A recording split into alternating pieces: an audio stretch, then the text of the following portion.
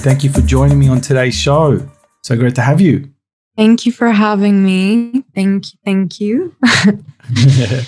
Today, I'd love to chat about this common theme that I see with your music production, which is dreaming, and how you find inspiration from your dreams. It's something that resonates with me too. So overcoming creative blocks is also, I believe, something that is an ongoing process for us all, and something that you work diligently at, it seems, especially in today's day and age. It's something how you've found ways that help you. So I'd love to talk about that and dealing with the friction from changing from comfort zones, the challenges and sort of stepping out and the friction that we deal with, and finding your own craft and using other crafts from others and how to master your own. And of course, the jazz influences from your father. So let's start off with the dreams. Tell me, has dreams been a thing that you've all been fascinated about, since childhood, or is it something that you started to find an interest in?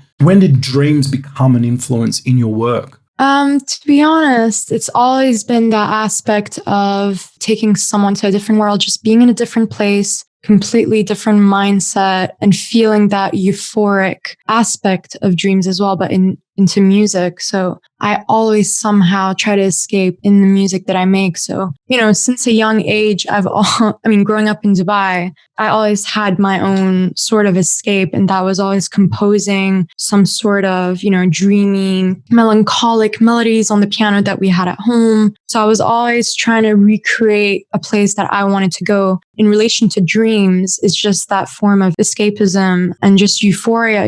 When I play that music, I want to feel like things aren't quite unreal in a way, quite an unreal feeling of cloudiness. And, it's always got that aspect to my music that I make now as well. So I'm always inspired by escaping the reality that you're in. Really. Right. So is it more of a sensation and a feeling that you get from dreams that you like to capture, or is there anything in particular about the world of dreaming? Has that been something that you've looked into, wanting to find out more about what dreams mean, and has that been an interest to you as well?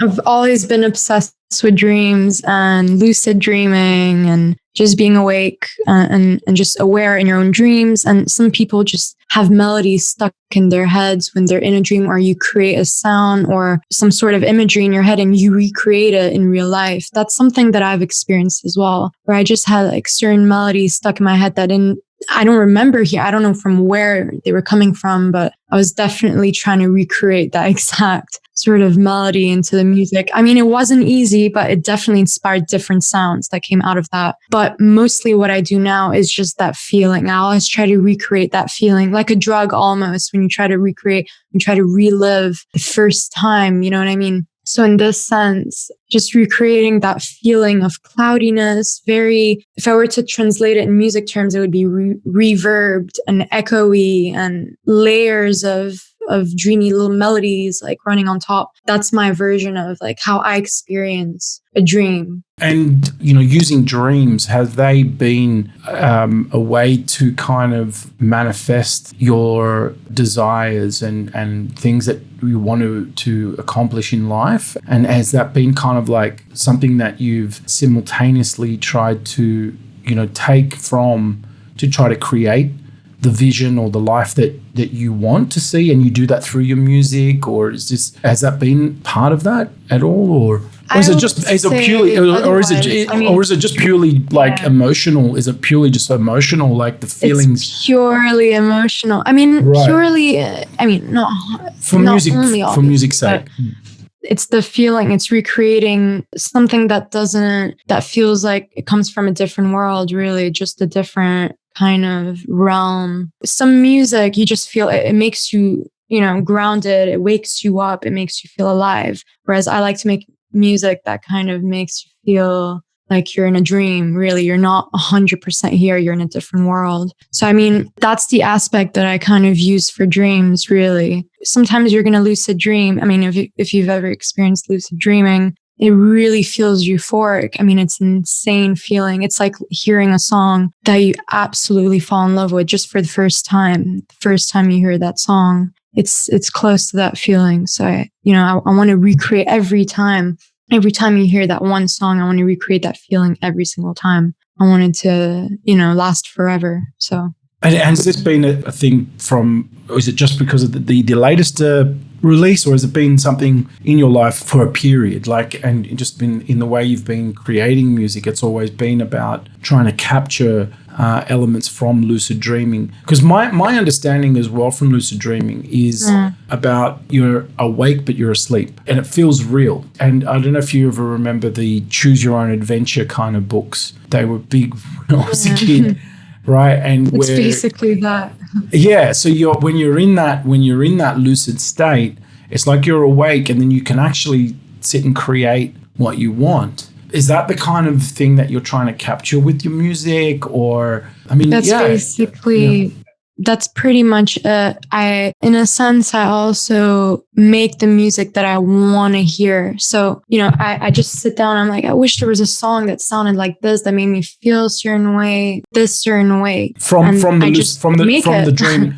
dreams that you experience. Yeah, it's the same. It's not even directly or particularly that, but just the same kind of concept as just creating something that's in your head, like a lucid dream, kind of also giving that same power in a way that you have the power to kind of make the music that you want, the art, and live in it. Like in a dream, that's the reality, that's the window to your mind, to your reality. So I kind of want to relive my dreams, like the feeling that I live, in the dream. And that's like a sense of euphoria usually, and like a strong sense of escapism, because I've always, as a kid growing up in Dubai, I've always wanted to escape, because I kind of felt disconnected earlier in my childhood, and I didn't know how to fit in. I didn't really know what I liked. So instead, I had music as my escape, and composing and etc., just creating these melodies and soundtracks that really, really gave me that escape. Yeah, I was going to say, if you were to compare dreams to the music that I make, I just use that same kind of logic, really, the same concept. Okay. And you say from an early age, it's been a way to escape, but also it sounds like it was a way to also feel connected and feel somewhat like a way to create or character building, or you found ways to do that through music, because it sounds like it was an outlet for you to kind of find your voice. And does that sound about right? Because that's what I'm hearing from you, that especially from an early age. Yeah, it was definitely my comfort. It was like some sort of comfort where, I would kind of create what I wanted to be in the world that I wanted to be in my head, really.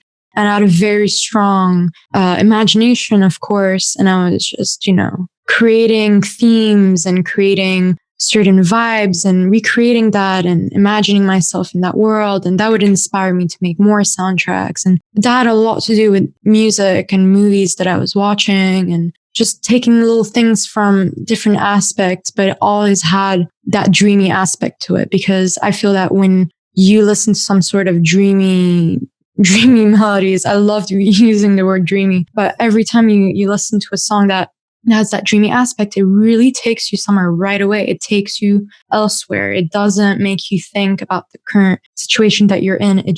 You're in a different place completely. So that sounds like a pretty good, yeah. Well, some would argue that the dreamlike state is actually what's really happening, like this is a dream that we're in, or this is why I'm kind of fascinated. For me, dreams has always been something that I've had crazy things in my past, and I still, even today, where people call them, I guess it's defined as a premonition or something, or deja vu, or I will experience something, and then, I kid you not, 12 months or 18 months later, I experience what I saw in a dream. And then I have these moments where I'm talking to people, or I'm in a location that I've never been in before, and I'm just and I see it, and I wake up the next day and I'm like, who was that? where was I? And it disappears. And then a year or so later,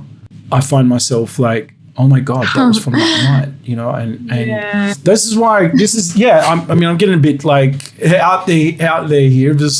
But I just like, that's why I wanted to chat to you more about it, is I was wondering if you had these kind of experiences that really kind of captured more than just the emotions, but was there a deeper fascination 100%. With dreams, rather than just as an escape? Obsessed. I was obsessed with dreaming and different sleep patterns affecting our dreams. And I'm going to be honest, lucid dreaming was a big obsession of mine when I was living in Dubai growing up, because I was amazed at how you could just literally dream and be awake. And that would technically be, what would make that a dream if you are awake and aware and it feels just like real life? You know what I mean? I always had this fascination and trying to find out more and practicing how to, master lucid dreaming. And so I've always had a thing with dreaming. Yeah, tell me about that. What did you discover trying to enhance lucid dreaming experiences? I'm intrigued. Tell me, what did you find? Yeah. Did you find something? I didn't find anything that was,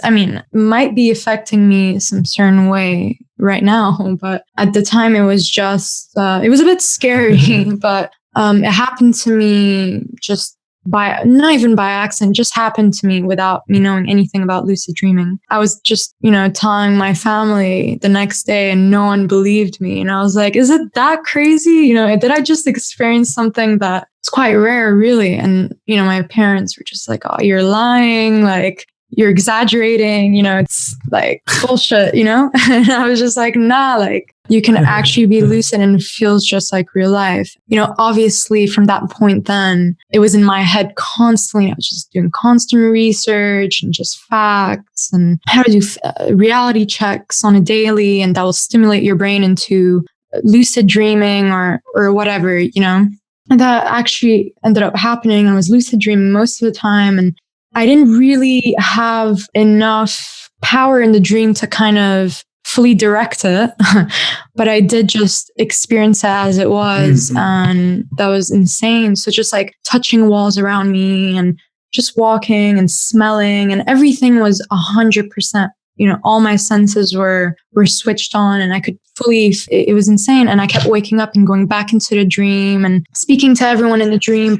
Did this happen multiple times? Many times. Did this happen multiple times? Yeah, especially in Dubai. Oh, wow. Okay. Yeah. All right. So this is what I wanted to find out. But it was wow. All right, cool. It was, I still remember my dreams because it was just as if something that had happened. Does this still happen? Not as much living in London, but I sleep, heavier now. But in Dubai, I had a really bad sleep pattern. And, I had a lot of anxiety and a lot of, I had a really bad sleep just in general. So that affected my, how my brain activity and how I was very, very, very hyperactive kid. Right. So that was, I had to make the most out of that. It was more of a, in a way. So it was more of a youth thing that this happened, like in your teenage years. Okay. You now with your, your creative processes, taking inspiration from the world of dreams, is this also what also helps you with overcoming creative blocks? What else do you do for overcoming creative blocks with your process? Creative blocks are the worst for me because I tend to frustrate myself even more and I just overthink. So some things that I do is completely just disconnect from music and just watch movies, watch films, just listen to soundtracks if you want, but like something completely different to what you usually do. So in my case, what I would do a lot, which was a mistake, is just sit down at my computer on my keyboard and just, play melodies until I heard one that would really stick with me. And that didn't work for me. So I just had to completely disconnect, watch weird videos on YouTube, watch horror films, like something that has nothing to do with the vibe of music that I make. So a lot would say, wouldn't you get inspired from your dreams or from the same kind of theme that you follow and get inspired by it? But actually I just, I tend to drift away purposely into a completely different world, something that I'm almost uncomfortable doing, something I don't necessarily relate to. It's just for the sake of refreshing your mind. It's something I had to learn the hard way, especially during quarantine. So I've never dealt with creative block before. I used to be like a machine when I was producing in the last 3 years. I was just constantly stimulated. And then I finally faced a creative block this year at one point. And then I just realized that I was just watching different stuff, like, listening to different podcasts, like getting into like exercising and different things like that. Just something that has nothing to do with what I would usually do. And that's what helped me. So would you say it's more of a disruptive approach to kind of like do something that would kind of like definitely almost? Would that sound fair? Yeah, that is it. And that was something that I didn't want to accept because I was so used to hearing, you should get inspired, listen to other people's music, practice, like just the wrong advice for me because I was just following how many other artists work. They get into that world and they get inspired and they make music. Whereas I realized for myself, when I'm out of that world, out of that circle of inspiration, I refresh my brain just by being in a completely different mindset. And then I come back and then everything just comes back to me and I just get my ideas right away. And sometimes you have to like make yourself uncomfortable. You have to do something you don't want to do that you're not necessarily used to being inspired by, because I feel like there's so much content out there, so much music being created and posted every single day that you kind of forget your core ideas. Because at the end of the day,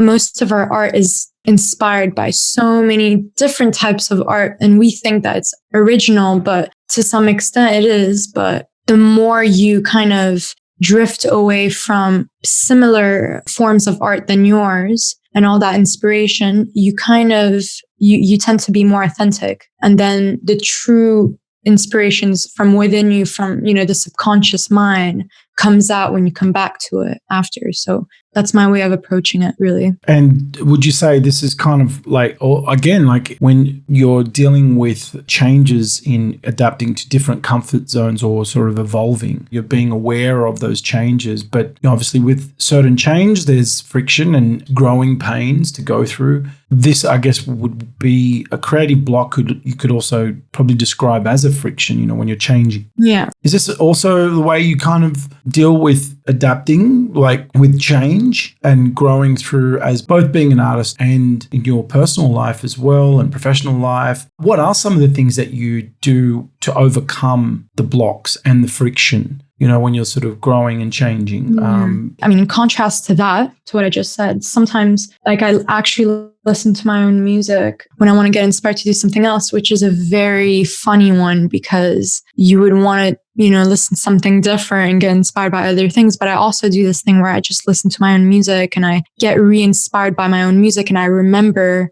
the vibe that I want to get into and it reminds me of what I wanted. It's like a reminder and I get re-inspired. I love listening to my own music, to be honest. Like I wouldn't want to make it unless I would want to listen to it myself. So once again, like when I hear my own music, it brings me back to that feeling that I had when I first made it.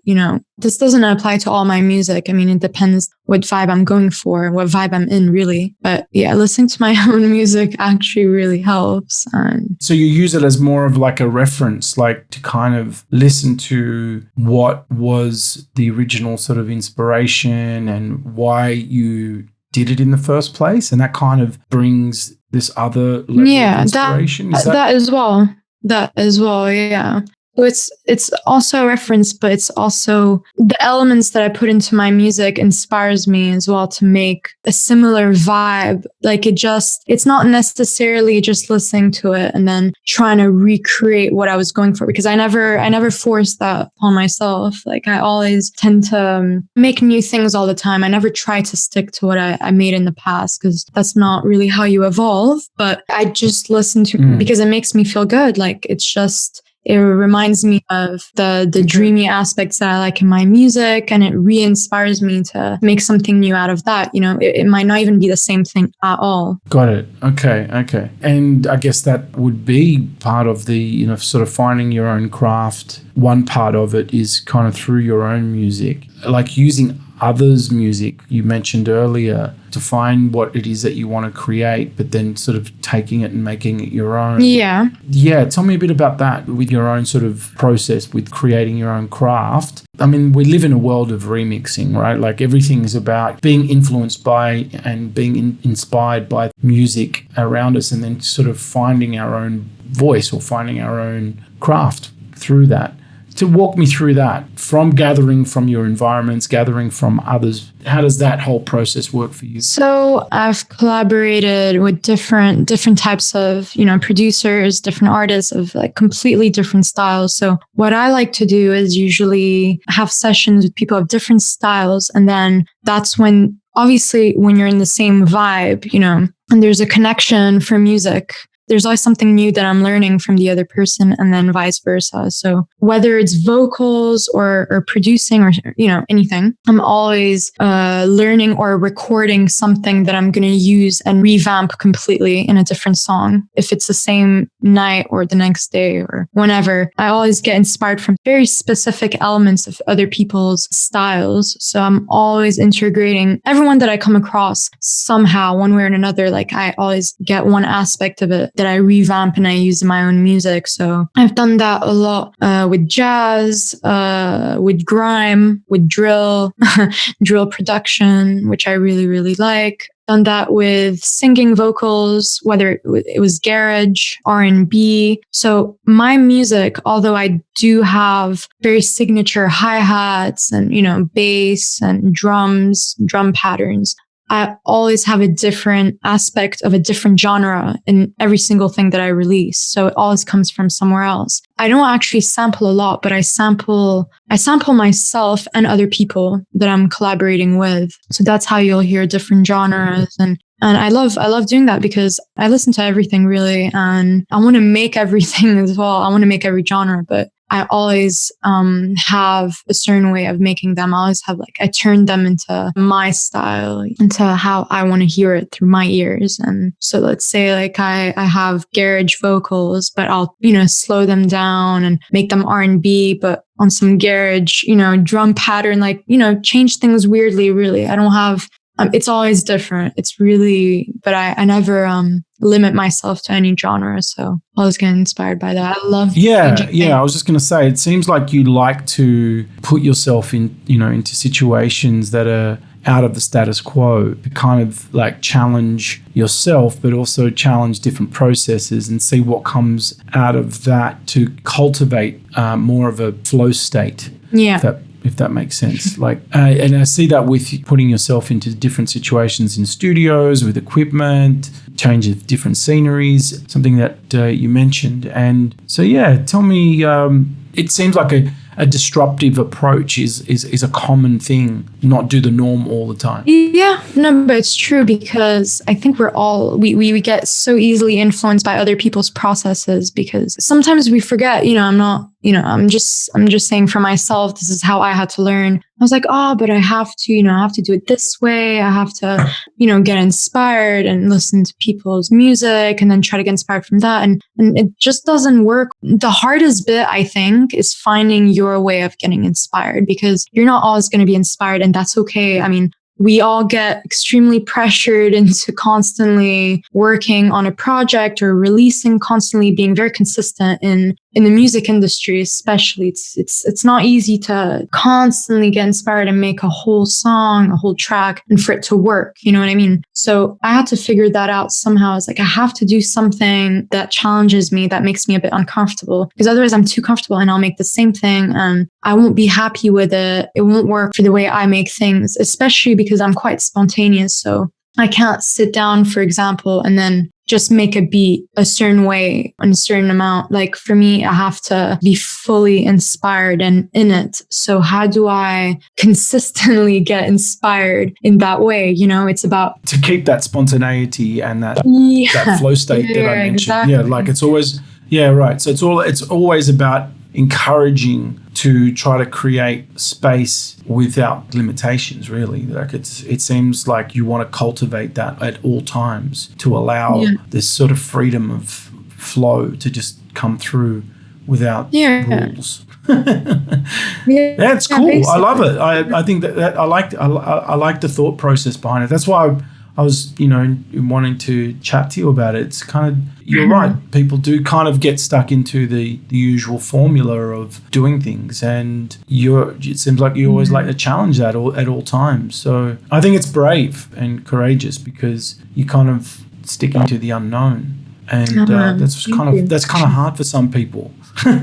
It's very, very hard because, not only with, social media, let alone social media, it's very consumer oriented. So it's always, you have to please everyone. You have to post something. I have to get inspired. I have to do this. I have to do that. But you have to also remember how precious it is to be authentic and do things when you're fully in it. And then it comes from you, and people will see that right away. That will come by itself. You have to focus on just making it as true as it can be. I don't post all the time. I'm not releasing all the time because I take all that time for inspiration to be in the mindset. And then there's always something beautiful that comes out of that. I always trust myself for that. So I'm never, beating myself up too much about it, because at the end of the day, it has everything to do with your mind and where you are in your mind, So I'd rather take my time and then release one beautiful piece rather than a consistent amount of,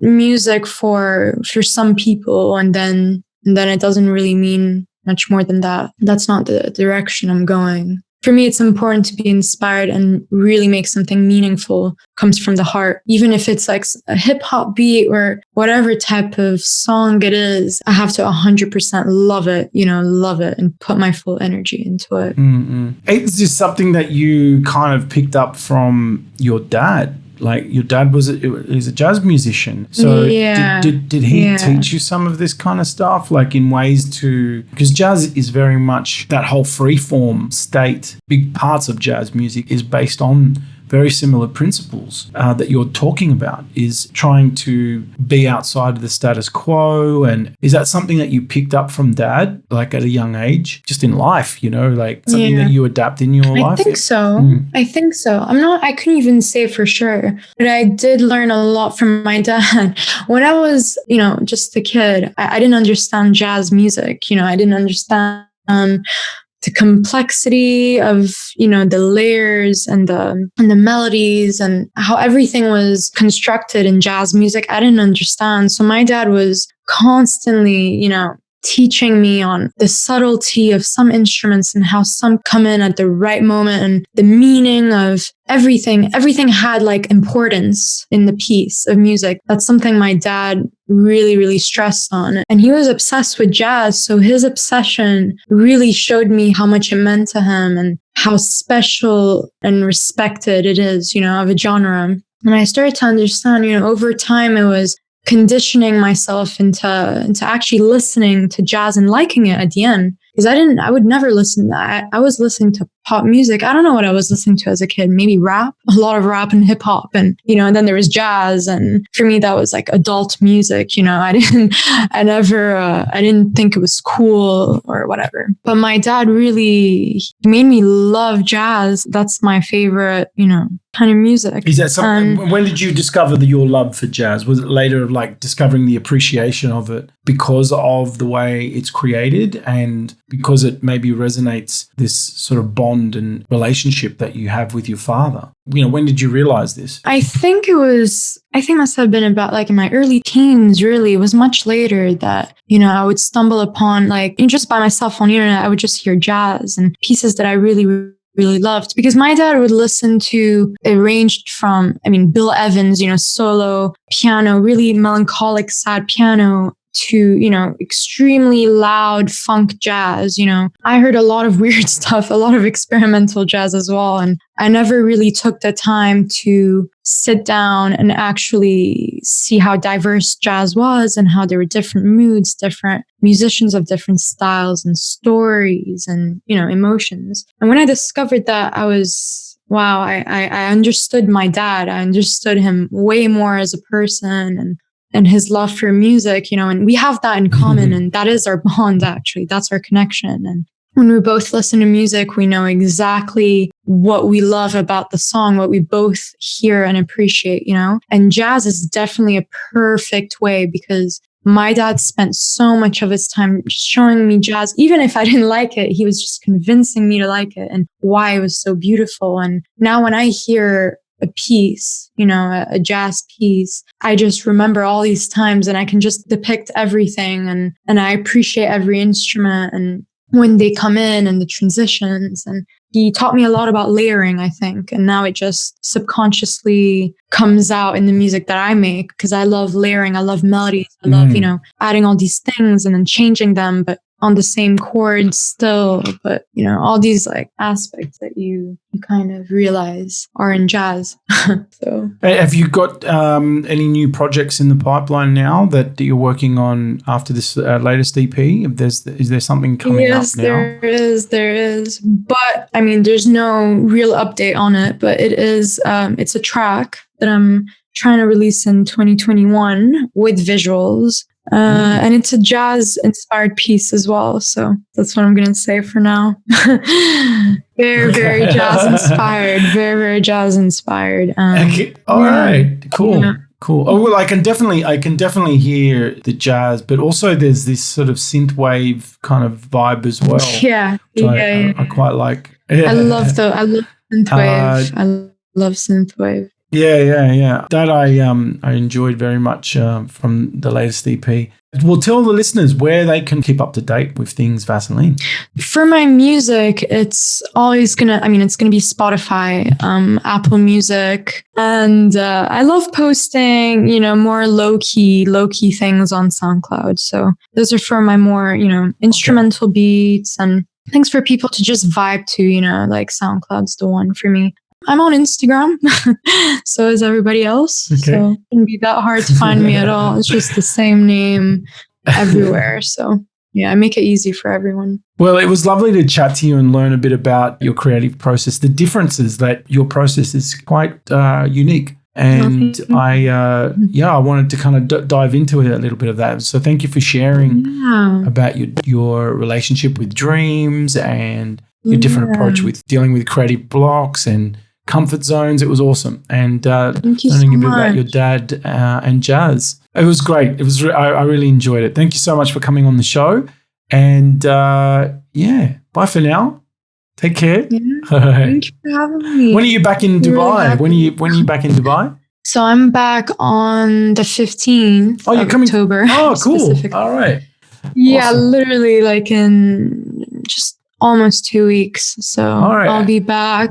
And I'm definitely going to be making a lot of music out there. So I'm very, very excited for that. Very excited to collaborate with different people. And Cool. Well, I hope to see you around when you're visiting. I'll definitely let you know. Cool. Thank you. Thank you for having me once again. This was really, really nice. Welcome. It's my first time on a podcast. So very, very happy. I'm always going to remember that. For sure. No, 100%. Thank you, Eileen. Yeah. Take care. Bye-bye.